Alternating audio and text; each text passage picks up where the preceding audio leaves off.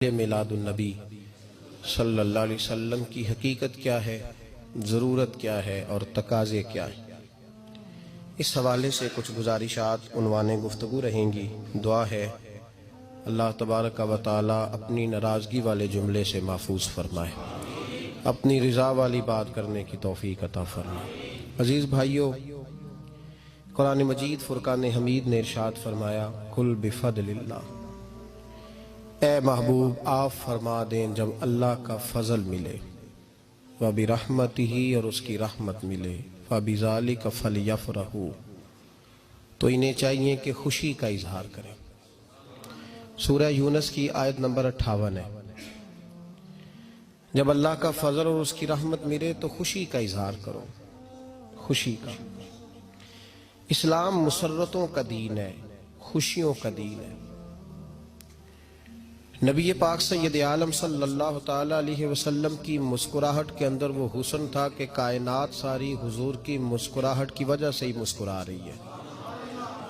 حضرت جریر ابن عبداللہ رضی اللہ تعالیٰ عنہ حضور کے صحابی ہیں، وہ فرماتے ہیں کہ جب حضور مدینہ طیبہ تشریف لائے تو میں ملاقات کے لیے حاضر ہوا۔ پہلے دن میں حضور سے ملا تو نبی پاک مسکرا رہے تھے، پھر 10 سال میں حضور کو دیکھتا رہا۔ حضور کے وصال سے چند دن پہلے میری جو آخری ملاقات ہوئی تو اس میں بھی میں نے اپنے نبی کو مسکراتے ہی دیکھا ہے۔ اور فاضل بریلوی رحمۃ اللہ تعالی علیہ نے تو اس تخیل کا اور رنگ میں لیا ہے۔ وہ کہتے ہیں حضور کے مسکرانے سے ہی دنیا مسکراتی ہے۔ فرماتے ہیں جس کی تسکی سے روتے ہوئے ہنس پڑے۔ جب حضور ہلکا سا مسکراتے تھے تو رونے والوں کے دل بھی ٹھنڈے ہو جایا کرتے، غمزدہ لوگ مسکراتے تھے۔ حضور کی خوشیاں تقسیم کرتی تھی۔ نبی پاک صلی اللہ علیہ وسلم کا مسکرانا امت کے دلوں کو ٹھنڈا کرتا تھا۔ فرمایا جس کی تسکی سے روتے ہوئے ہنس پڑیں اس تبسم کی عادت پہ لاکھوں سلام۔ اور فرمایا یہ نہیں تھا کہ حضور بڑے تکلف سے مسکراتے تھے، حضور کی تو عادت تھی، اس تبسم کی عادت پہ لاکھوں سلام، مسکراتے رہنا، خوشی کا اظہار۔ اسلام بہت ساری چیزوں کا انسان کو پابند کرتا ہے، حدود و قیود میں رہنے کا حکم دیتا ہے۔ صحابہ کرام علیہم رضوان کے ہاں شادی کے موقع پر بارات لے کر کے جانے کا کوئی رواج نہیں تھا۔ حضرت عبد الرحمن ابن عوف رضی اللہ تعالیٰ عنہ جیسے مالدار لوگ بھی شادی کرتے ہیں تو نبی پاک کے بغیر بھی بارات چلی جاتی ہے۔ کوئی کانسیپٹ نہیں اس طرح کا کہ ڈھیروں بارات لے کے جائی جائے۔ حضرت عبد الرحمن ابن عوف کہتے ہیں میں حضور کی بارگاہ میں آیا تو سفید کپڑے پر پیلا زرد نشان تھا۔ حضور نے فرمایا کیا ہوا، یہ داغ کاہے کا؟ عرض کی حضور کل میں نے نکاح کیا تھا۔ تو محبوب نے جو ارشاد فرمایا اس میں فرمایا بڑی اچھی بات ہے، ولیمہ ضرور کرنا، چاہے ایک بکری ہی ذبح کرنا۔ بارات نہیں لے کے جائی جاتی تھی، ولیمے کا حکم دیا۔ اور بخاری میں نبی پاک نے یہ بھی فرمایا جب تمہیں کوئی ولیمے کی دعوت دے تو جایا کرو۔ اچھا، اب شادی کے موقع پر جو بارات لے کے جائی جاتی ہے تو اگرچہ حضور کی سنت نہیں، لیکن اسے ہم حرام نہیں کہتے، اسے ہم ناجائز نہیں کہتے۔ ہم نہیں کہتے کہ یہ تو نے غلط کیا، اگرچہ لے جانا حضور سے ثابت اس مروجہ انداز میں ثابت نہیں، اس طرح ہمارے ہاں جاتے ہیں، لیکن ہم پھر بھی اسے ناجائز۔ کسی صحابی نے اپنے بچے کی شادی پر اپنے گھر میں لائٹنگ نہیں کرائی، لیکن آپ کو دنیا کا کوئی عالم یہ فتویٰ نہیں دے سکتا کہ لائٹنگ کرانا حرام ہے۔ آپ شادی کے موقع پہ ساری گلی سجا لو، آپ ساری چھتوں پہ لائٹنگ کرا لو، کوئی آدمی یہ آپ کو فتویٰ نہیں دے سکتا کہ شادی کے موقع پر لائٹنگ کرانا جائز نہیں۔ کبھی سنا ہے آپ نے کسی سے؟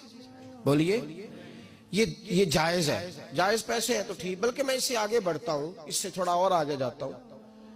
حضرت عائشہ صدیقہ رضی اللہ تعالیٰ عنہ فرماتی ہیں میرا جو کمرہ تھا نا جس میں میں حضور کے ساتھ رہتی تھی اور ایک لمبا زندگی کا عرصہ گزارا، اس میں 3 آدمی سو سکتے تھے، چوتھے کے لیے جگہ ہی نہیں تھی، اور کچا تھا۔ کھجور کے تنے کھڑے کر کے اس پر کھجور کے پتوں کی چھت ڈالی گئی تھی۔ میں جب ہاتھ اٹھاتی تھی تو میرا ہاتھ اپنی چھت کو چھو جاتا تھا۔ یہ ہے سنت نبی پاک کی، یہ حضور کا طریقہ ہے۔ بتائیے پکے گھر میں، لینٹر والے گھر میں رہنا جائز کہ ناجائز؟ کیوں جی، حضور تو کچے مکان میں رہتے تھے۔ آپ نے کیسے پکا بنا لیا؟ اللہ کی محبوب علی دین کو اس کی اصل بات میں سمجھیں. آپ ایسا نہ کریں جس میں انتشار اور امت تقسیم ہو. اس کا اصل مزاج دیکھیں.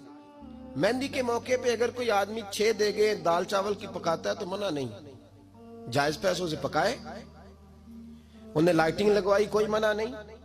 سارے محلے کو کھانا کھلایا, کوئی منع نہیں. بلکہ نبی پاک نے فرمایا بہترین مسلمان ہی وہ ہے جو سلام پہلے لے اور روٹی زیادہ کھلائے, تو بہترین مسلمان ہے. ناجائز کیا ہے؟ ناجائز ہے شادی کے موقع پر بینڈ باجا بجانا, اس میں رقص کرنا, اس میں بھنگڑے ڈالنا, عورتوں مردوں کا اختلاط ہونا, عورتوں کی مووی بنانا, یہ چیزیں ناجائز ہیں. تو جو ناجائز ہے اس پہ پابندی لگائی جائے گی. جو جائز ہے اس کے بارے میں یہ کہا جائے گا کہ بھائی احتیاط کی جائے, سنت کی طرف دیکھا جائے تو بہتر یہی ہے. لیکن اگر کوئی کسی آدمی کے پاس جائز پیسے ہوں, وہ 100 کنال کے گھر میں رہے, اگرچہ سنت یہ نہیں, پر یہ تو کوئی فتویٰ نہیں نہ دے سکتا کہ حرام ہے تیرا 100 کنال کے گھر میں رہنا. کہ ہے فتویٰ کہیں آپ نے سنا؟ تو ہمارے ہاں تکلیف کا معاملہ یہ ہے. دیکھیں میرے بھائی, کسی بھی صحابی نے, بڑے درد کے ساتھ بات کر رہا ہوں اور یہ میرا درد ہے, میں درد سے اپنے دل کو, اپنے ایمان کو حاضر ناظر کہہ کے بات کر رہا ہوں. امت بٹ جاتی ہے ہر موقع پہ یار, ہر جگہ ہی تقسیم ہو رہی ہے امت مسلمہ. ہر روز کچھ نہ کچھ فتوے ایسے مل جاتے ہیں جس میں دراڑیں پڑتی ہیں. کسی صحابی نے کسی مسجد کے اندر اشتہار چھپوا کے, اعلان کرا کے درس قرآن کرایا ہے کبھی؟ سیرت النبی کا جلسہ, ختم بخاری, مدرسے کا دستار فضیلت کا جلسہ, آپ نے اشتہار پڑھے ہیں نا یہ سارے مکاتب فکر کے, ہوتے ہیں کہ نہیں ہوتے؟ کسی صحابی نے اس طرح, وہ تو روز درس قرآن دیتے تھے, لیکن اس طرح اشتہار چھپوا کے, پوسٹر لگا کے, اور مصر سے کسی صحابی کو اسپیشل بلوا کے یا یمن سے بلوا کے مسجد کے اندر کبھی درس قرآن کے اجتماعات کرائے, سیرت النبی کے جلسے, ختم بخاری کے. او بھائی یہ ساری چیزیں حضور کے صحابہ کی سنت سے مروجہ انداز میں ثابت نہیں. مجھے بتا میرے بھائی, میں درد کے ساتھ تجھ سے سوال کرتا ہوں کہ سیرت النبی کے جلسے میں تو پشاور سے مولانا بلائے, پنڈی سے بلائے, تو گجرات اور کراچی سے لوگوں کو بلا کر کے اگر سیرت کا جلسہ کرائے, اور تو اس میں ایک آدمی کو کراچی سے بلوایا جا رہا ہے تو تو نے اس کو 20,000 کی ٹکٹ بھی دی, اور اشتہار پہ بھی جلسے پہ خرچ ہوا, پھر لنگر بھی پکا, کھانا بھی تو نے کھلایا, نہ تجھے کوئی بیوہ یاد آئی, نہ تجھے کوئی مسکین یاد آیا, نہ تجھے کوئی غریب یاد آیا. حالانکہ کہنا چاہیے تھا نا, یہ جو ₹1,00,000 لگ رہا ہے کسی بیوہ کی خدمت کر دینی چاہیے, یتیم کو دے دینا چاہیے. درد کے ساتھ بات کر. سوال میرا یہ ہے کہ وہی کام جو سیرت کے جلسے میں ہوتے ہیں, پہلے تلاوت ہوتی ہے, پھر نعت ہوتی ہے, پھر کسی عالم کا بیان ہوتا ہے, وہی کام صرف نام بدل کے کیا جائے, عید میلاد النبی نام رکھا جائے صلی اللہ علیہ وسلم. یہ میں آپ کے ذہنوں پہ دستک دے رہا ہوں, تقریر نہیں کر رہا, صرف دستک دے رہا. او بھائی دیکھو, ایک آدمی وہی کام نام بدل کے کرے تو جائز ہے, اور اگر اس میں نبی پاک کے میلاد کا نام رکھ لیا جائے یا نعت کا نام رکھ لیا جائے تو پھر مجھے اجازت دے میں تجھ سے سوال کروں کہ صرف تجھے حضور کی تعریف پوری لگتی ہے؟ پھر مجھے اجازت دے کہ میں تجھ سے پوچھوں کہ صرف تجھے نعت اچھی نہیں لگتی؟ پھر مجھے اجازت دے کہ میں تجھ سے پوچھوں کہ تجھے صرف رسول اللہ کے قصیدے اچھے نہیں لگتے؟ دے مجھے اجازت کہ میں تجھ سے سوال کروں کہ جہاں ذکر رسول کی بات آئے وہاں تو پریشان کیوں ہوتا ہے؟ تجھے پتہ ہی نہیں یہ تو وہ ذکر ہے کہ رب فرماتا ہے تم بیان کرو نہ کرو وَرَفَعْنَا لَكَ ذِكْرَكَ, محبوب میں نے خود تیرے چرچے ساری دنیا میں بلند فرما دیے. اور نبی پاک نے پوچھا حضرت جبریل سے کہ چل جبریل تو بتا میری امت کو پتہ چلے رب نے میرا ذکر کیسے بلند کیا ہے. تو جناب جبریل کہنے لگے محبوبہ رب فرماتا ہے میرے نبی سے کہہ دے جہاں جہاں تیرے رب کا ذکر ہوگا وہاں وہاں تیرا بھی ذکر ہوتا رہے گا. یہ تو محتاج ہی نہیں کسی کا. اتنی جلدی لوگ بپھرتے ہیں. اللہ فرماتا ہے قل بفضل اللہ وبرحمتہ فبذلک فلیفرحوا. محبوب ان سے کہہ دو جب اللہ کا فضل ملے, جب اللہ کی رحمت ملے تو خوشی مناؤ. تیرا نہیں مجھے پتا, مجھے تیرا نہیں پتا, لیکن مجھ سے اگر تو پوچھے تو کائنات میں رب کا سب سے بڑا فضل بھی محمد مصطفیٰ ہی ہے, اور سب سے بڑی رحمت بھی محمد مصطفیٰ ہی ہے. وہ دو عالم کی رحمت تھے، وہ جہاں چاہتے وہیں رہتے، یہ تو ان کی مہربانی ہے کہ یہ عالم پسند آیا۔ رب کریم نے تجھے آنکھ دی، دنیا دیکھی تو نے، رب کریم نے تجھے قوت دی، تو نے دنیا گھومی، اور پھر رب نے تجھے بیٹے دیے تو میٹھا میوہ، اور بیٹیاں دی تو تیرے لیے باعث کرم، تیری چھاتی پہ بچے چڑھے تو نے کہا سب سے بڑی نعمت یہی ہے کہ مالک کہتا ہے تو میرا بندہ تھا، میں نے دینا ہی تھا، تو نے دیا، احسان نہیں جتلایا، لیکن جب اپنا نبی دیا تو کہا میں نے بڑا احسان کیا تم پہ۔ لَقَدْ مَنَّ اللَّهُ عَلَى الْمُؤْمِنِينَ إِذْ بَعَثَ فِيهِمْ رَسُولًا، میں نے تم پر احسان کیا ہے۔ کون دیتا ہے کسی کو محبوب اپنا؟ نہ جانے رب نے یہ کیسے گوارا کیا۔ لَقَدْ مَنَّ اللَّهُ عَلَى الْمُؤْمِنِينَ إِذْ بَعَثَ فِيهِمْ رَسُولًا، اتنا بڑا فضل، اتنا بڑا فضل، فضل بھی حضور۔ اور جب بات رحمت کی آئی تو فرمایا مومنوں صرف تمہیں ہی نہیں، عیسائیوں، یہودیوں، سکھوں، دنیا میں جتنی مخلوق ہے، حتیٰ کہ جانور بھی، حتیٰ کہ چونٹیاں، نباتات، جمادات، ہر چیز، یا اللہ تو نے کیا دیا؟ فرمایا وما ارسلناک الا رحمتا للعالمین، میں جس کا رب ہوں ان سب کے لیے میں نے اپنے نبی کو رحمت بنا کے بھیج دیا ہے۔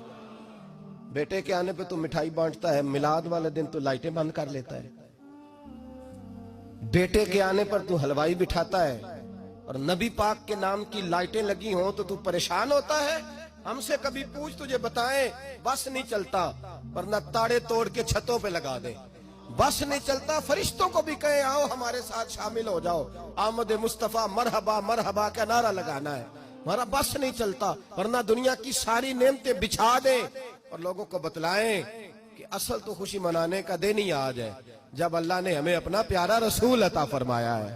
اور ہمارے امام، تو کہتا ہے میلاد نہ کر، ہمارے امام نے تو کہا حشر تک ڈالیں گے ہم، حشر تک، یہ 2-4 دن کا تو پروگرام ہی نہیں ہمارا، حشر تک ڈالیں گے ہم پیدائش مولا کی دھوم، اور مثل فارس نجد کے کلے گراتے جائیں گے، خاک ہو جائیں عدو جل کر مگر ہم تو رضا، دم میں جب تک دم ہے ذکر ان کا سناتے جائیں گے۔ ہمارا تو 1-2 دن کا پروگرام ہی نہیں۔ اور پھر سنو کتنی بڑی نعمت ہے۔ حضرت عباس سے کسی نے کہا تھا اللہ کی سب سے بڑی نعمت، تو بخاری اٹھانا، فرمانے لگے محمد نعمت اللہ، بخاری ہے بخاری، فرمایا محمد اللہ کی سب سے بڑی نعمت ہے، صلی اللہ